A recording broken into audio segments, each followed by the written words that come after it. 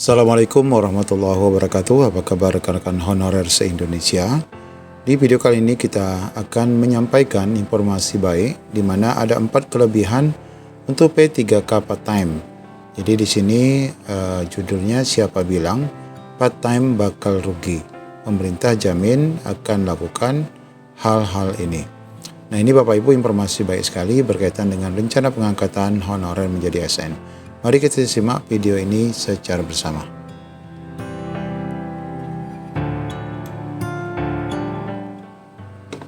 Ya, pemerintah melalui Kemenpan RB memberikan 2 skenario untuk tenaga honorer dalam seleksi CPNS dan P3K khususnya tahun 2024 ini.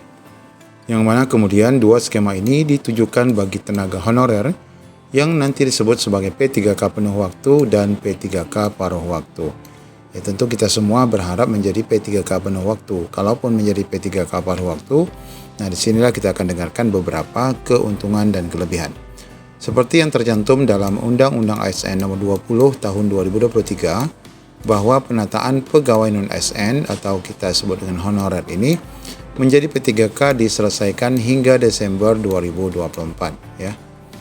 Kemudian sehingga dalam pelaksanaan seleksi CPNS dan P3K 2024 bagi tenaga honorer itu hanyalah formalitas saja. Inilah kabar baiknya.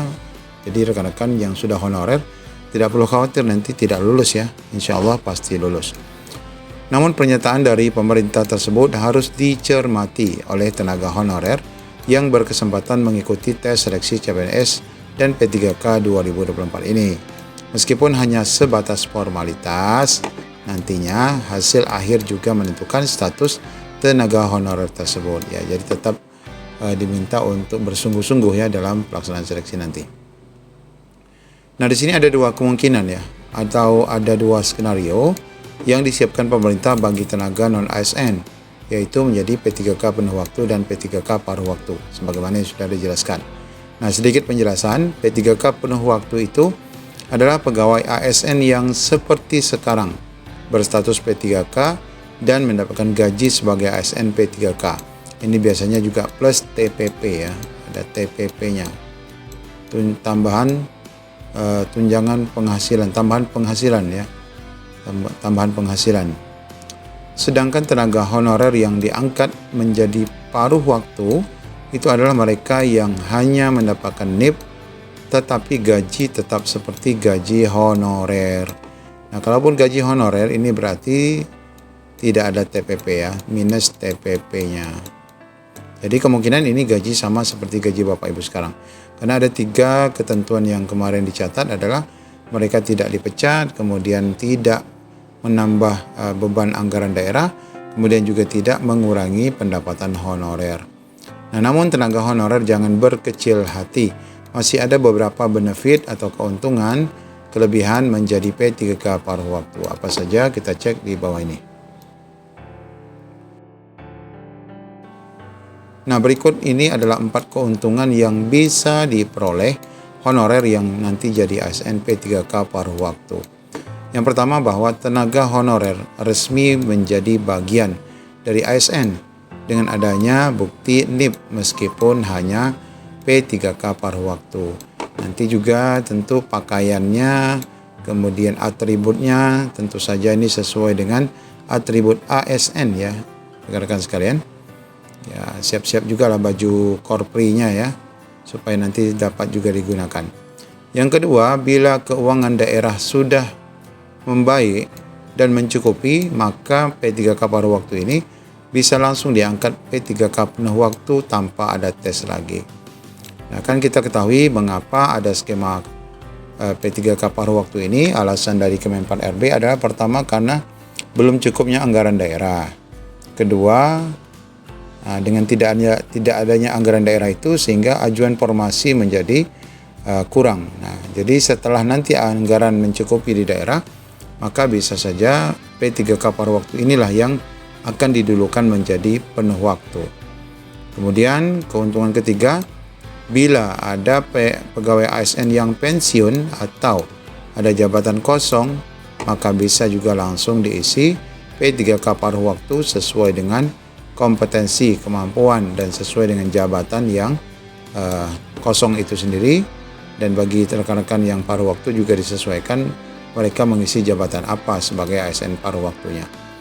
Dan yang keempat adalah mereka P3K paruh waktu ini dipastikan ya. Jadi dipastikan Bapak Ibu ya akan menjadi P3K penuh waktu tentunya harus melalui proses.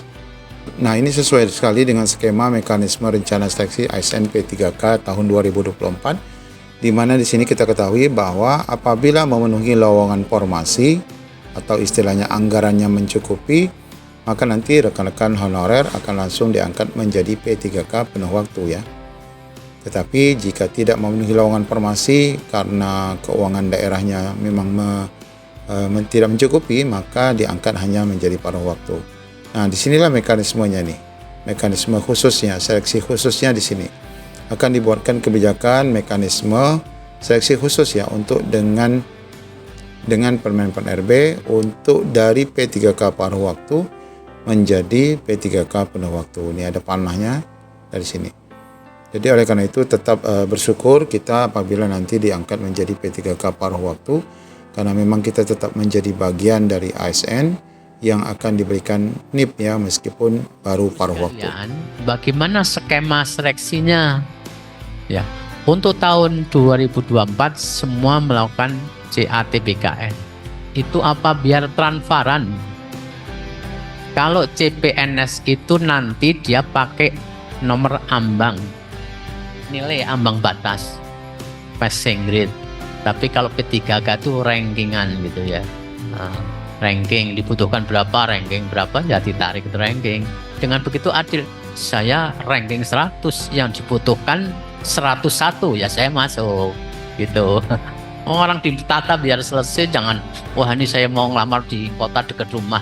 Ya enggak lah, orang ditata ikut aja nanti arahan. Jadi P3 itu kuotanya 100% untuk yang khusus non ASN itu silahkan ditata ya.